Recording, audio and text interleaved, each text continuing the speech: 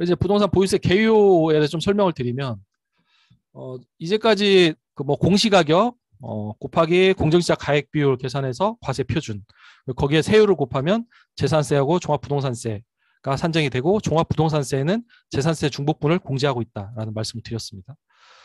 근데 부동산 보유세를 좀 설명을 드리기 위해서, 우리나라 전체 조세 수입 내역입니다. 중앙정부의 조세 수입 내역인데, 소득과세, 법인세, 개인소득세, 뭐 근로소득세 이런 거 합쳐서 소득세가 한 46%. 소비과세는 우리가 뭐 쓸 때마다 10% 내잖아요. 부가세. 그런 거에 뭔가 소비하면서 내는 게 42%. 그래서 절반은 소득세하고 소비세가 내고, 사실 재산과세, 재산세는 4.8%, 그렇게 많지가 않습니다.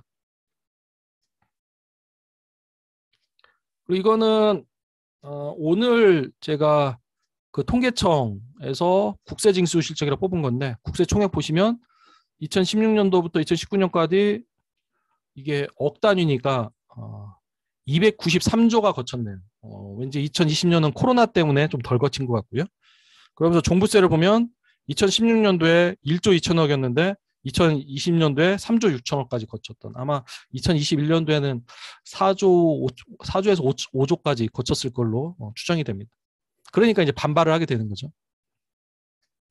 그리고 이제 이거는 이제 재산세, 지방세 징수 실적인데, 재산세는 대략 뭐 취득세, 등록세, 레저세 뭐 이런 식으로 주민세, 재산세 이렇게 되고, 그중에 재산세는 이렇게 된다. 그래서 이거는 단위가 1,000원이라 보시면 9조네요. 9조 9천억. 그래서 2020년도에는 13조. 맞죠? 13조 7,730억 가량이 거쳤다라는 취지입니다. 그래서 대략 이렇게 해서, 그러니까 실제로는 재산세가 더 많은 세금을 거둡니다. 종부세보다는. 그래서 OECD 이제 주요 국가와 한국의 보유세율 비교인데, 여기 보시면 GDP 대비 그러니까 국민소득 대비 보유세율이 OECD는 1.1%, 한국은 0.8%. 총 조세 대비는 보유세가 OECD 4.4%, 한국은 4.3%. 그래서 총 조세 대비 보유세 비중은 비슷비슷합니다. 근데 이제 민간 보유 부동산 시가총액 대비하면 한국이 부동산에 자산이 집중돼 있잖아요. 한 국민들의 75%가 다 부동산을 몰려 있으니까. 이 시가총액 대비로 하면 OECD는 0.435%인데 한국은 0.156%. 근데 이게 2015년 기준이니까 2000년, 2021년 보유세를 올리면서 이게 0.18%까지는 올랐다라고 알고 있습니다. 그런 통계가 있는 걸로 알고 있습니다. 근데 여기서 이제 가끔 진보 진영에서 잘못 얘기하는 게 뭐냐면, 이 민간 보유 부동산 시가총액 대비 0.15%를 여기 국민소득 대비 1%까지 올리자라고 이제 주장하시는 분들이 계세요. 이제 그렇게 되면 6배, 7배를 올리는 건데, 이거는 현실적으로 쉽지가 않다. 이렇게 되면 이거는 현실적으로 달성 가능한 목표가 아니고 0.15에서 한 0.435 아니면 0.5%까지 하는 게 부동산 투기를 막기 위한 합리적인 방법이다라고 말씀을 드립니다. 아마 어디든 가면 계속 반복하시는 분 계세요. 0.5, 0.15에서 0.1%까지 올려야 한다고. 근데 저는 그 부분에 대해서는 실현 가능성이 없다라고 판단하고 있습니다. 그리고 이건 아까 말씀드린 이제 조정 대상 지역, 투기 과열 지구, 투기 지역인데, 이제 조정 대상 지역이라고 하면 이제 인구 밀집 지역으로서 주택 수요가 많은 부분, 그래서 이제 주택 투기가 가능한 부분인 거죠. 그래서 이에 대해서는 종부세가 추가되고 있죠. 특히 조정 대상 지역에 2주택을 이상을 가지고 있으면 세율이 2배로 뛰고 있고요. 그래서 2019년까지는 대략 하고 있는데 2019년도에 또 이렇게 변화한 바가 있습니다. 그래서 이 부분은 이제 조정 대상 지역을 검색해 보시면 추가적으로 확인할 수 있습니다. 서울 같은 경우는 모두 조정 대상 지역에 포함되고 있습니다.